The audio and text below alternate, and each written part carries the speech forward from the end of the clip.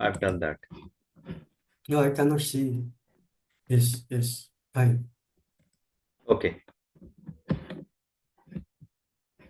So in fact, today we are doing, actually this is block two, not block one, block two, African diaspora. And we are doing East African diaspora. Last time we did the West and North African diaspora. In fact, in the last week, I started watching a very interesting series, a Hollywood series by the name of Ted Lasso.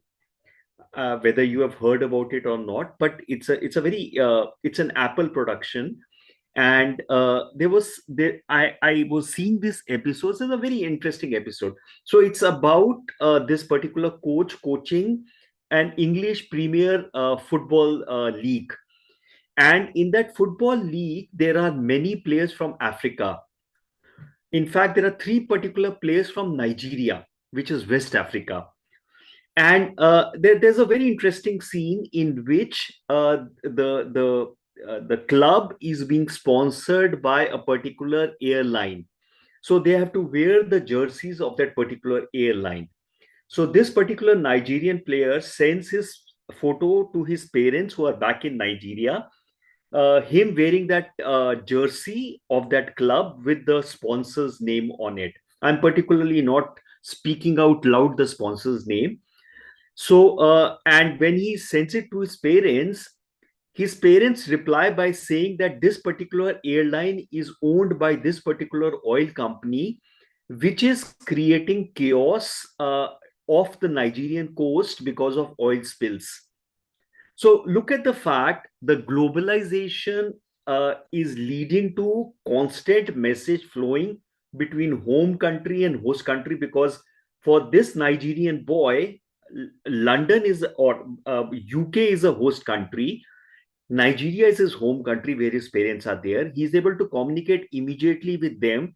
There are these transnational links which are there, which is affecting both the parties.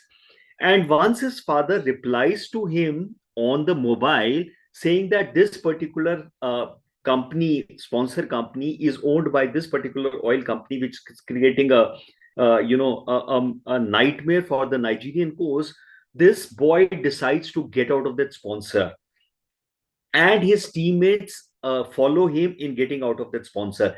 And look at how non-state actors today influence what is happening in a global scenario. So this particular in fact this particular series got me, because I was teaching this particular issues on transnationalism, on globalization, how it impacts various things, and you have been going through various units on that. I thought this was a great way, because media portrays something what is happening in society, how things move back and forth, they happen in real time, and so on and so forth. So, having said that, let's look at the East African diaspora. And as I always do, I do a tie back. The tie back in terms of the African migration, we all know that the modern human being evolved in East Africa. The initial theory was that modern human being evolved in East Africa, but more research now is saying that there were multiple places in Africa where the modern human being evolved almost a lakh years ago. Now, so essentially, the whole world's population effectively has come out of the modern human being which evolved in Africa. So if we were to look at it in that particular way, that all migration came out of Africa and the whole world population have African genes, we cannot then say that the whole world population is African diaspora or African migrant. So there is a point on which the cutoff happens. So the term African diaspora first appeared in literature in 50s, defined to include all global communities descended from historic migration of people from Africa since the 15th century. So the 15th century is the cutoff date. Any migration which happened before 15th century, normally scholars do not put them under African diaspora. even though they might be African origin or African descent, for example, the slave trade and all African Americans, European Africans, but the African diaspora is broadly defined since the 15th century.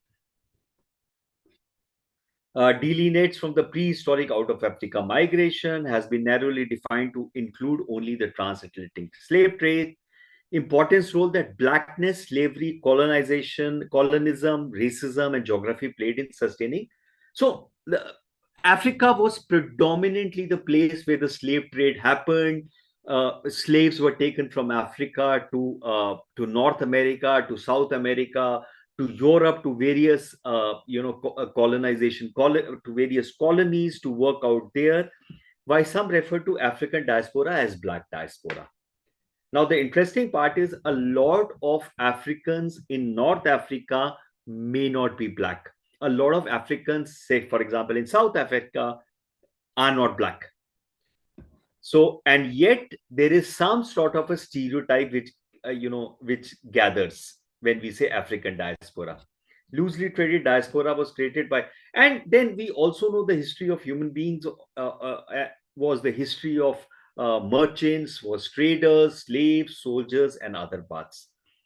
So, in fact, in India, there was an African tribe which was ruling Bengal for some time. Today, also, African descent tribes are residing in parts of India. So we talked about the Atlantic trade in African state, which started in 15th century. Most Africans were brought to European colonies, Latin America, and some others were brought to the USA. So this was all we talked about in the last units. In the US represents the group African Americans.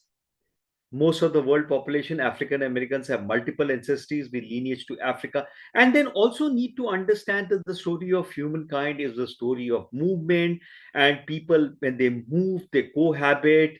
That cohabitation leads to the production of children which will have mixed genes.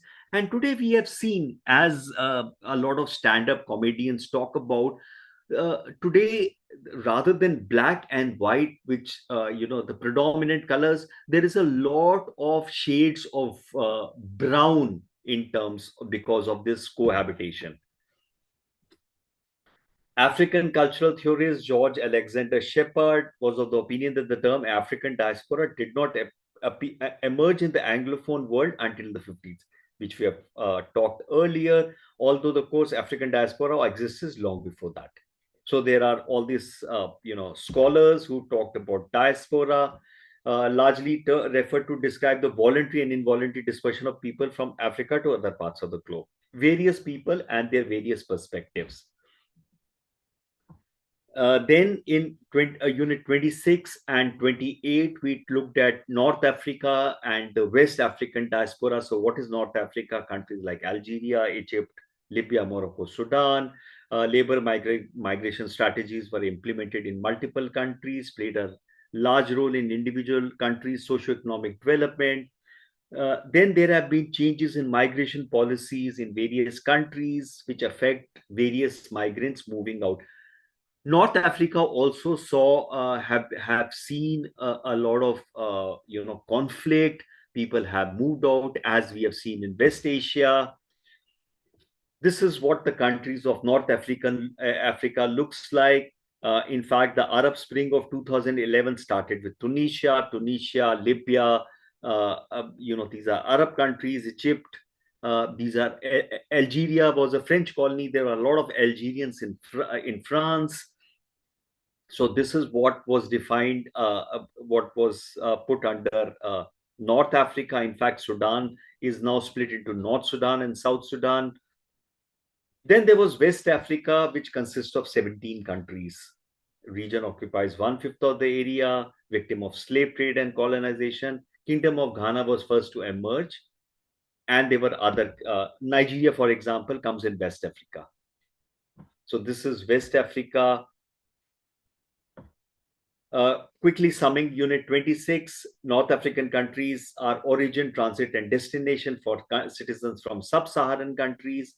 Migration and security policies driven by dynamic coming of various migration patterns. Number of young people from North Africa make their way to Europe. In fact, North Africa strayed between European Union and the Gulf Cooperation. So it becomes a transit place for a lot of migration to happen.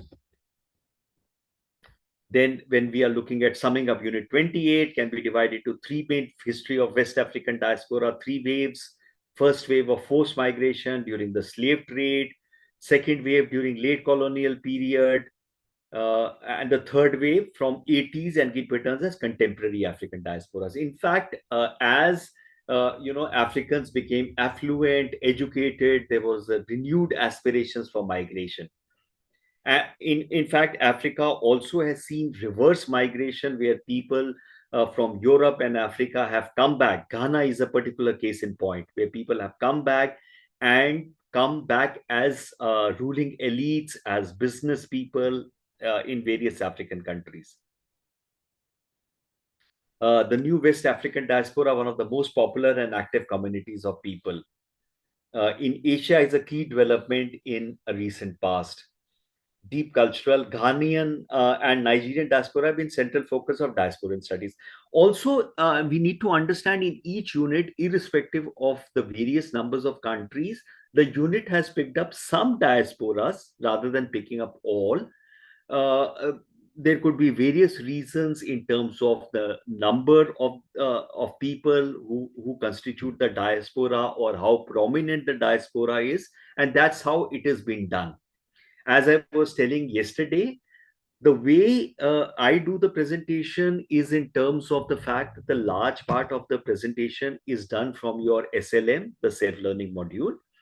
I also bring in some examples or news items or case studies which add to the unit, plus give some scholarly articles which people who are interested in finding out more can go search and read them up.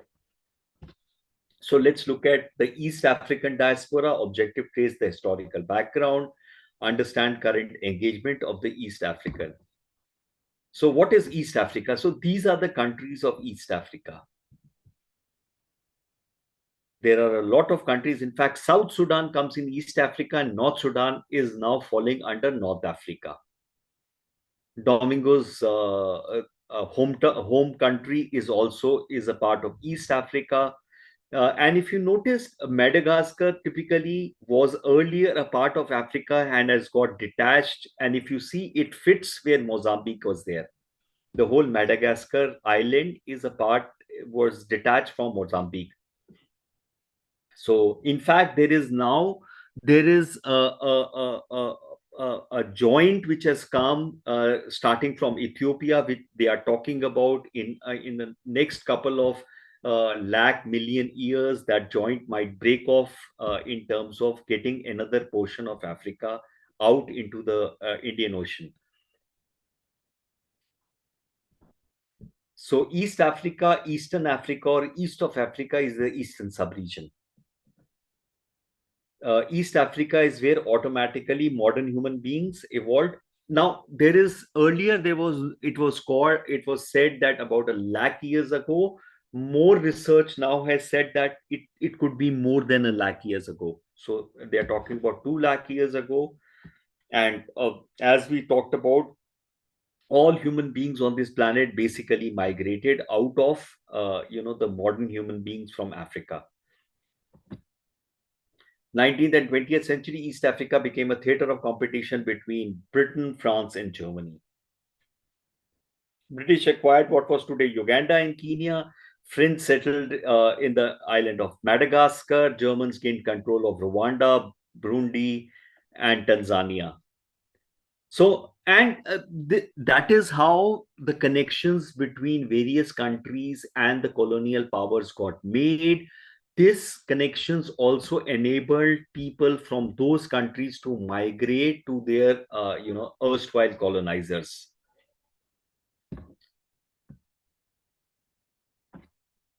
Many researchers in their work noted that unlike today, political, and then again, that's where another interesting things happened. As I keep giving an example of India and Pakistan, Before 47, it was one giant country called India, because there was an Indian subcontinent. So people who migrated before that, for example, the indentured labor or other migrations, and in 47 when two countries got formed, so how do you reconcile to India? What is India? Similarly, for Africa, there were no nation states earlier. So, all those people who were taken, for example, from slave trade or other Africans, and suddenly nation states got formed. Society had strong linkages to their tribal and ancient culture. Ethnic identity is very strong in Africa, as we are seeing in various parts of the world. For example, when we looked at the Afghanistan diaspora, scholars said that there is hardly a diaspora because the ethnic identities are more stronger than the national identity. East Africa is frequently viewed as a region of mass migration, violent conflicts with Europeans, poverty, environmental stress were factors that pushed people from region to emigrate. So a lot of immigration happens within Africa. A lot of immigration happens out of Africa. Modern times, region as a whole faces challenges: low human and economic development, violent conflicts, political oppression, persecution. Which is again, sometimes when you see this story, it's a story of the whole human race and various countries. So, when I search for notable East African diasporic figures, Somalia figures prominently: Ilhan Omar, Lupita Nyong. These are all Somalian, Kenyan Mexican, Somalian Canadian musicians. Mo Ibrahim, Sudanese British entrepreneur and philanthropist. Elimu, Ethiopian entrepreneur, founder of Soul Rebels.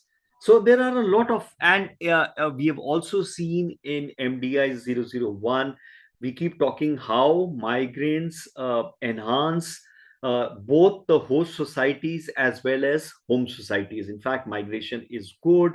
Immigration does wonders to host and home societies. And yet we have this politics of migration. There is identity politics, which tend to put immigrants and migration in bad light, and yet migration continues. So there are some challenges faced by East African diaspora, namely discrimination, xenophobia, legal and immigration issues. Language is, an issue. Cultural identity, balancing cultural identity integration into host society can be challenging. Brain drain, and inevitably, this is again something which largely countries in the global south face. Most countries in the global south face the same kind of challenges. So let's look at some of the diasporas as given in the unit. We are talking about Kenyan diaspora. Low per capita income growth, rising income inequality drive many Kenyans to leave the country. In recent times, business opportunities in neighboring countries have also encouraged many Kenyans to migrate from the country. So there is an active now scholarly work which is happening on the African diaspora. In fact, Africa was late in the game in terms of major scholarly work. Neighboring countries of Africa are favored destination of Kenyan immigrants. Apart from Africa, they are in Asia, America, and Europe. Small proportion has migrated to the Caribbean, Australia, New Zealand, and to an extent Pacific regions. So that's about Kenyan diaspora within Africa. The largest number of Kenyan outflows represent to Uganda and Tanzania. And that's because of the fact Uganda and Tanzania, Kenya are linked together. And inevitably, we have seen that, for example, there is a large, migrant which flows from Nepal into India. Wherever there are opportunities, better opportunities, people will migrate in terms of aspiration. There's migration from Bangladesh into India because the opportunities are more. It's a huge country.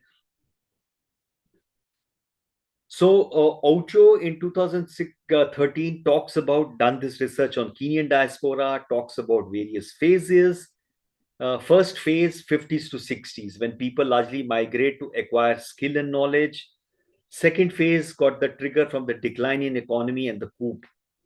In the wave, many people emigrated to European country. Then there was a third wave, 1990 to 2000, movement of immigrants within the African continent. And again, we have also seen in various units, in various blocks, the individuals, families typically negotiate and see what is better for them in terms of real or perceived. The choice of migration is based on betterment of life in terms of opportunities. That opportunities also lead to betterment of life.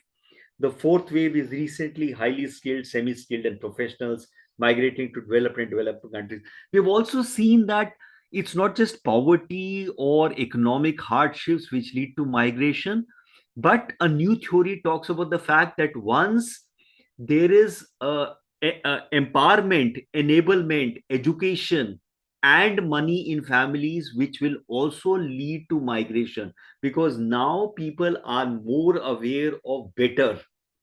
People are always trying to do better. Everybody negotiates to find out what is better for them.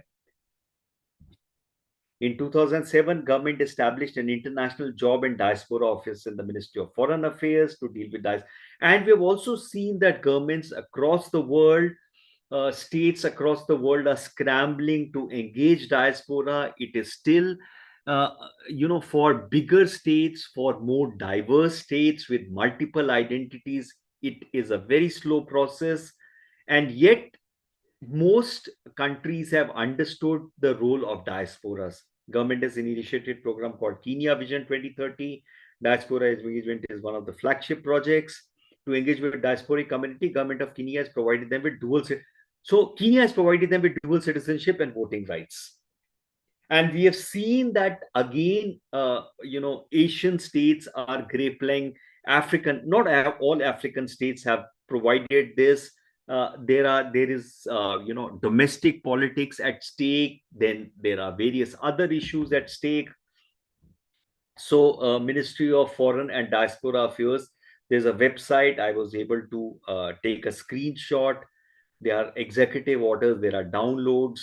There is a full section on diasporas. There is a USA Diaspora Service Questionnaire. They have made a FAQ. Then, where are the latest news? So, all these things are being, ramped up to engage the diasporas.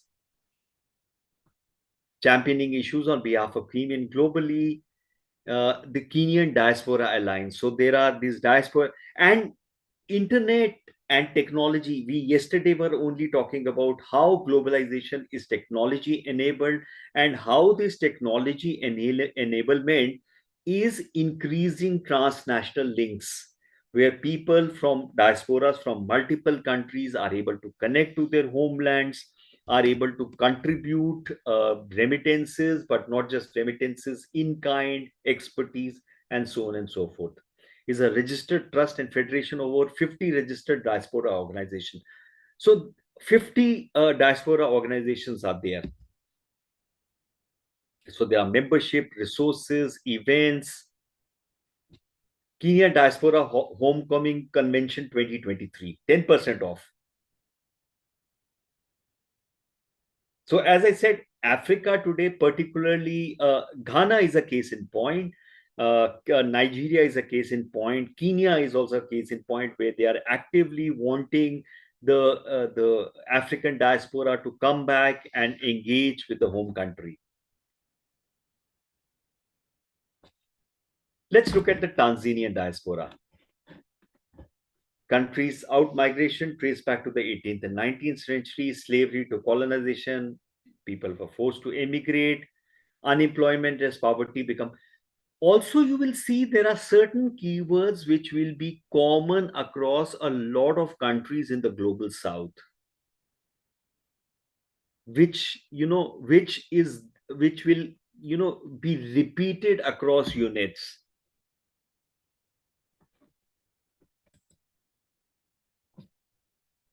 Welcome to Tanzanian Diaspora Hub. Again, a diaspora investment forum registered a non-profit organization in the state of North Carolina. whose aims are to contribute to Tanzania's sustainable. So you see, all these things are states are looking at diasporas, wanting getting them to engage back home, looking at their money, looking at their expertise. Yesterday we were talking about diaspora direct investment, which is much better than a foreign investing organization, because diaspora have an emotional attachment. There is IOM is talking about establishment of a Tanzanian diasporist policy, support the government of Tanzania in enhancing its relation with diaspora. So IOM is helping, which helps states in forming a diaspora policy. Tanzanians in diaspora to get special status by December, and this is a 2023 May article. To be able to enter the country, own land, access financial services, all of which have been considered in proposed special. You look at India now, Indian diaspora can open accounts, non-resident Indians can open accounts. So, each country, as I said, is looking at how to engage with diaspora. So, this is from the Citizen newspaper of Tanzania. There is a Ministry of Foreign Affairs and East African Cooperation under the United Republic of Tanzania. Embassy of United Republic of Tanzania in Germany has a full subsection of diaspora. So obviously there is a large Tanzanian diaspora in Germany. They're talking about Mount Kilimanjaro, African leading tourist attraction. So various engagement tools and policies are being employed by various countries. Tanzania's special fix for dual citizenship dilemma. It's not yet time for dual citizenship. We've decided because will be given special status. So while the neighbor Kenya has given dual citizenship, Tanzania is still in a fix. There would be a lot of politics involved, domestic as well as state and non-state actors. That is why this is there. This is a 2023 article. Let's look at the Ethiopian diaspora. The three diasporas which have been talked about in the unit. The third is the Ethiopian. Is a post 70 phenomena. In fact, a large amount of modern human being sites have come out of Ethiopia. Ethiopian government shows it has given more than 3 million Ethiopians are scattered throughout the world, from America to Australia, Norway to South Africa. Majority of Ethiopians reside in the US, Arab, Middle East, and Israel. Little more than a quarter of a million Ethiopians live in the US. So there is a large Ethiopian diaspora. Immigration from Ethiopia began with the outbreak of the revolution in 74. First wave of out migration during the 70s, followed by the leftist operation known as the Red Terror, 80s refugees. So again, political turmoil, war-like situation, conflicts are ready-made, tailor-made, opportunities for people to move out of conflict zones. Because more often than not, most people would like to live in peace. Food shortages, hunger crisis from 83 to 85 led to an estimation 1 million famine deaths, according to United Nations. So, irrespective of the fact that one part of the world is, developed and talking about, doing this and doing that, there is a large population in various parts of the world, especially the global south, which is still dying out of famine. So data refers to the number of refugees under the protection of UN High Commission, and conflict always leads to migration. Those migrants often come into the refugee status. So if you've seen during the tumultuous 75 to 90, there was a whole lot of migration which has particularly come down, though in 2020 it is still there. Common migratory routes for Ethiopia. In fact, I think these were also the routes which modern human beings took to migrate out of Africa, a lakh or 2 lakh years ago. the eastern route, the southern route. And when they go from Ethiopia to Libya, then Libya becomes a transit point into Europe. And the Saudi Arabia is the transit point into Asia, whereas the southern route goes into other states of Africa.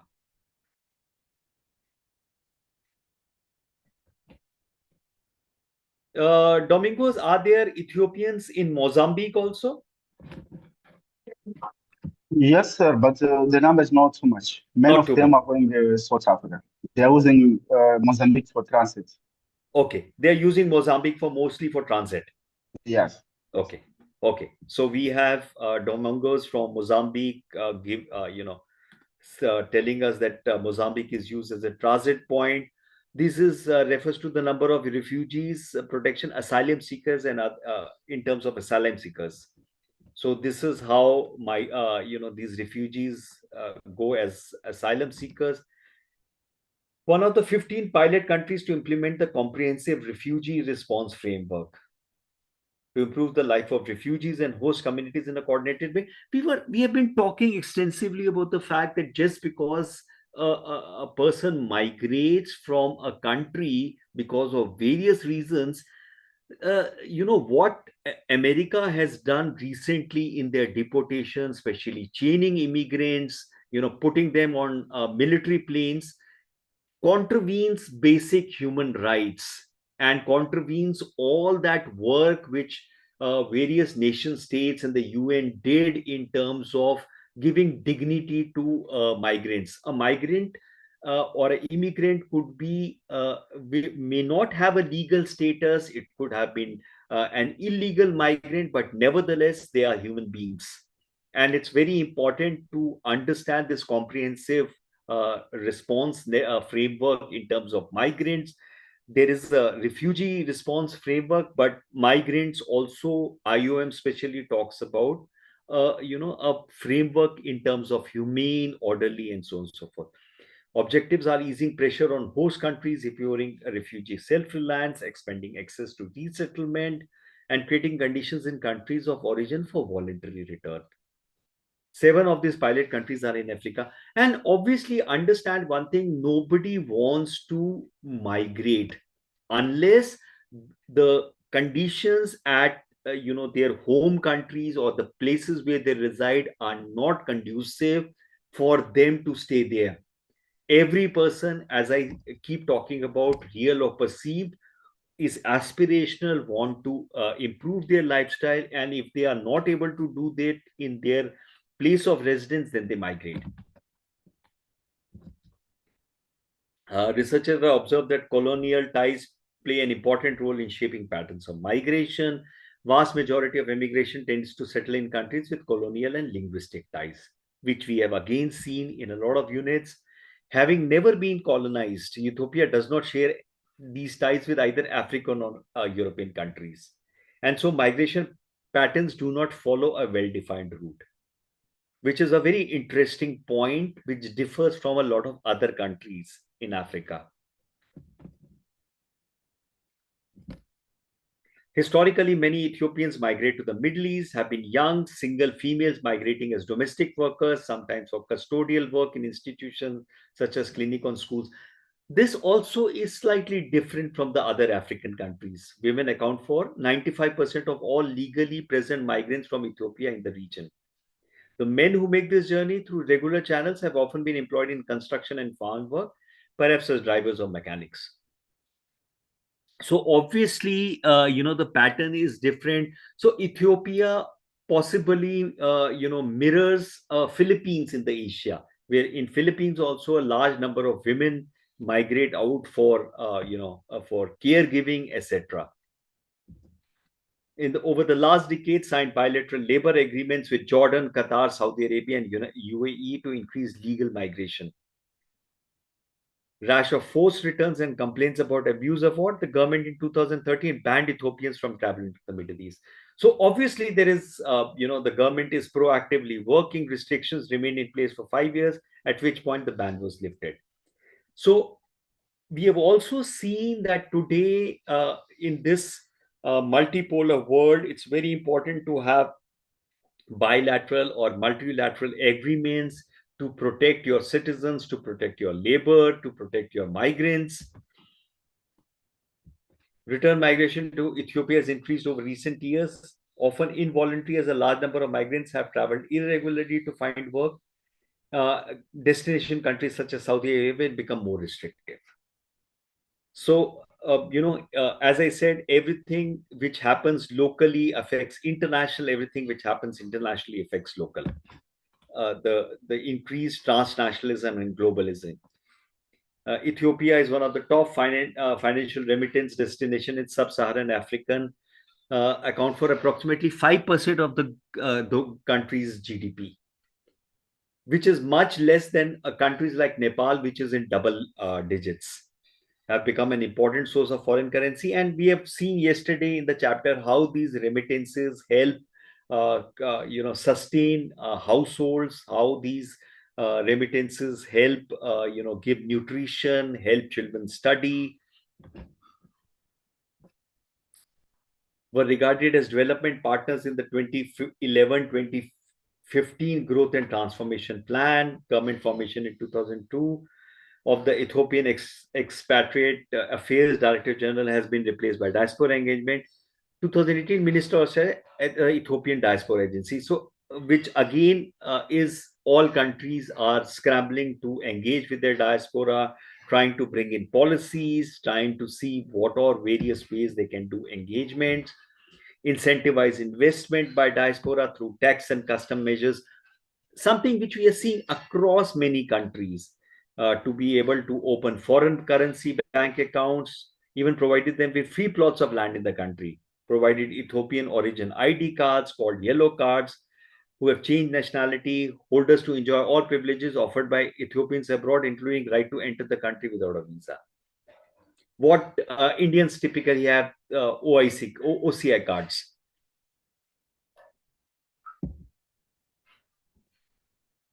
So there is this study by Solomon Getahun, if I am able to pronounce it correctly, the role of Ethiopian diaspora in Ethiopia. This is papers presented at Ethiopian Forum, Challenge and Prospectus. So there are now, as I said, scholars are having a renewed look at Africa, its diaspora, with various African states and their diaspora's policies, how they are, trying to push various diasporas to come back home and engage with the home country. Okay, let's quickly sum up. Region of East Africa is not uniform, so is their diaspora, politically divided, own policies and laws, rising conflict, poverty, political crisis, unemployment. Policymakers and international organizations are working for diaspora engagement. So that is there. There is a lot of papers I was able to find. In fact, Springer Natural Mapping Kenyan Diaspora and its National Economic, Social, Cultural, and Political Impact. So, as I said, you can open another Google link, or you can take a screenshot and then search it out. I think this is from Moya University or one of those universities, Kefa and what is so. So this is about Kenya, from the world as a place to cultures of unhoming, workshop of Kenyans abroad, held under the Moi University. So the Moi University is a major university in Kenya, African Cluster Center. So there are these workshops which they conduct, and there is an Eastern African Journal, Literary and Cultural Studies. And interestingly, in India, our knowledge of Europe and Americas is much more than our knowledge of Africa.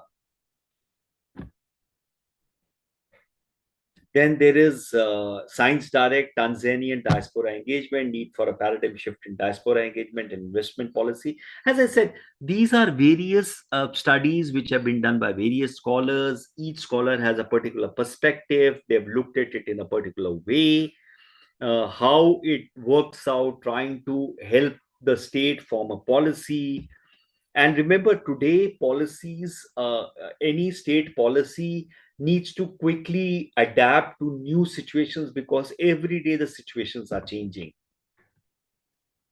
Then there is a global Ethiopian diaspora. There is a full book on migration, connections, and belongings. It's edited by various scholars with contributions by various scholars. Series Rochester Studies in African History and Diaspora. So there is a whole book on that, University of Rochester Press. And it's a 2024 publication, Global Ethiopian Diaspora. The unit has references and suggestions. You can go through the unit. In case you have not got the physical unit, you can go to eGyan Kosh and download the virtual copy. Okay, I have come to an end. Any questions? Hi, guys. Hello, sir. Yes, Domingos. Yes. Thank you for this presentation. It was very good. Domingos, for the rest of the people, Domingos is from Mozambique. Domingos is in India. So he's a Mozambique diaspora in India. So Domingos, if you want to tell a little bit about Mozambique, about the Mozambique diaspora in India. The other day that you were talking about in terms of students, if you can just tell a little bit about what all Mozambique people from Mozambique are doing in India. Yes, sir. As we know, the Mozambique, we don't have many diaspora people in India. Many of them are students, and as we know, students are here for short time, like 5 years, 4 years. After studying, they are going back to home. And most of the people so are coming here for medical treatments, are coming for treatment visa or medical visa.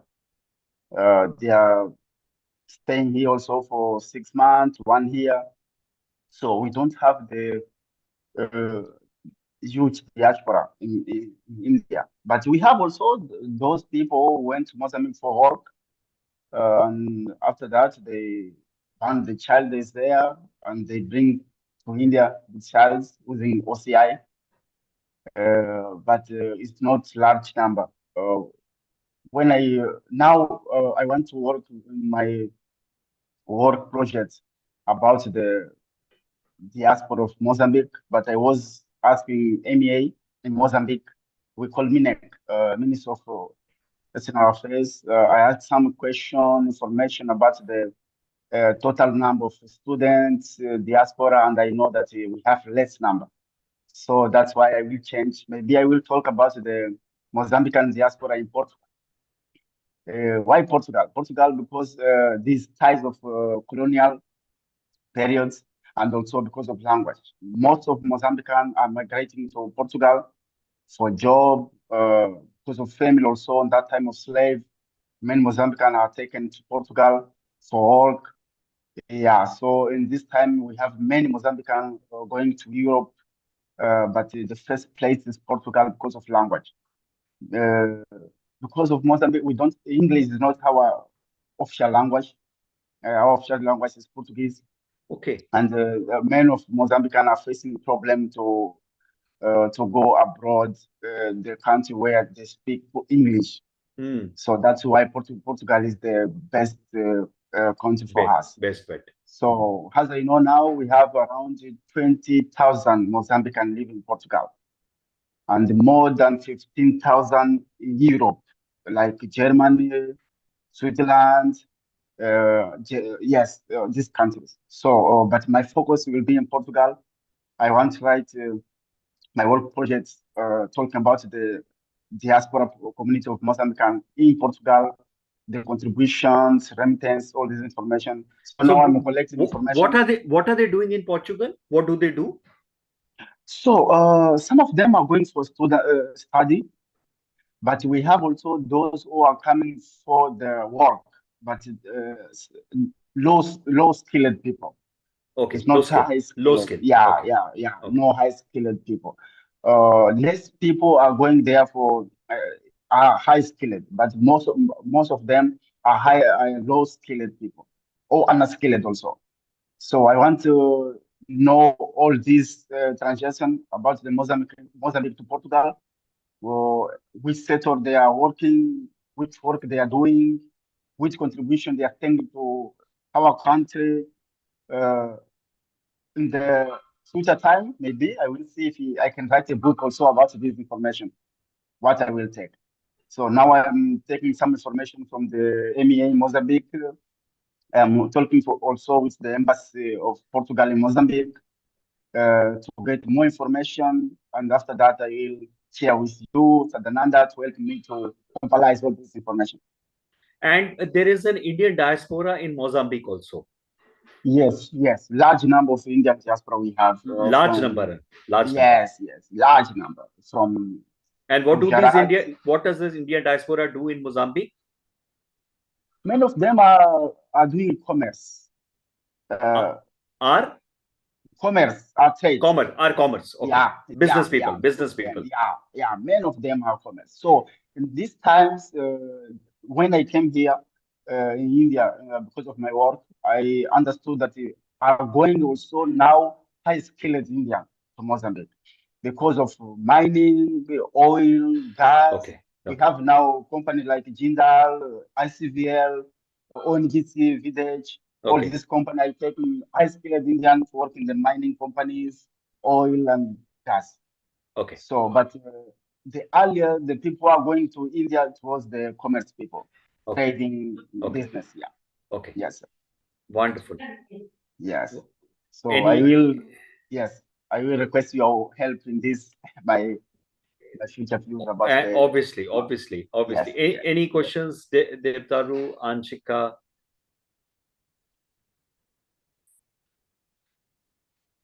No, sir. You have elaborated finely about the entire East African diaspora. I think, sir, I've got to the point, sir. And you have also referred to the various research topics and research papers. Thanks for all. Thanks a lot for such references, sir. Pleasure. So, in case there are no other questions, see again, as I keep saying, the WhatsApp group is also a way that you guys can individually connect in terms of taking help from each other, in terms of sharing information. This this is also a way of connectivity in terms of globalization. We are connected to each other. Now, for example, with the Zoom, we can talk to various people sitting at various places at the same time. This is also helps in that connectivity and setting up their transnational links. Currently, we are in the same nation, but if there were more people coming in from various other parts of the world, we could sit out here and connect with each other, which helps in the transnational links. So in that case, if there are no other questions, we'll finish this. Have a nice whatever is the weekend left, and have a nice week. And we will see each other whenever we next meet. Bye, guys. Thank you, sir. Bye, guys.